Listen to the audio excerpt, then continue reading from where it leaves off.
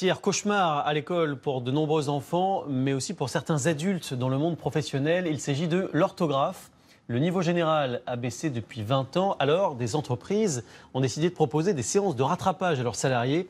Quentin Fichet et Maude Gatineau ont retrouvé les joies de la dictée. Je recule. Une paire de mocassins marron. Marron, singulier ou pluriel? Quand un fruit devient une couleur, il ne s'accorde pas. Qui n'a jamais hésité au moment d'écrire un courrier? Ces cadres d'entreprise ont décidé de mettre fin aux doutes et aux petites erreurs. Pendant 2 jours, leur société leur paie cette formation en orthographe. Objectif pour Olivier, en finir avec les fautes.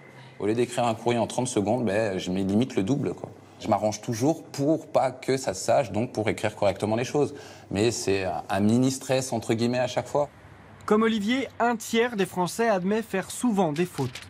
Ils sont 84% à considérer que mal écrire est gênant et ternit leur image. En France, une mauvaise orthographe reste honteuse.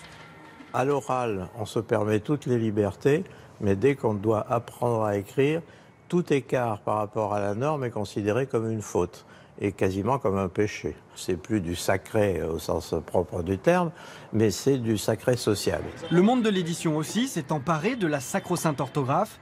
Anne-Marie Guignard a vendu plus de 30 000 livres truffés de méthodes mémotechniques. Pour les avocats, comment écrire acquitté? La personne qui est acquittée n'ira pas en prison, on est d'accord? Donc il n'y a qu'une monote, l'autre est détachée, ça c'est le premier C.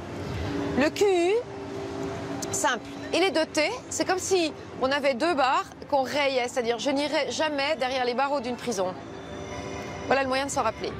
Stages intensifs, ouvrages simplifiés, réapprendre le b.a.-ba de la langue française de manière ludique est possible.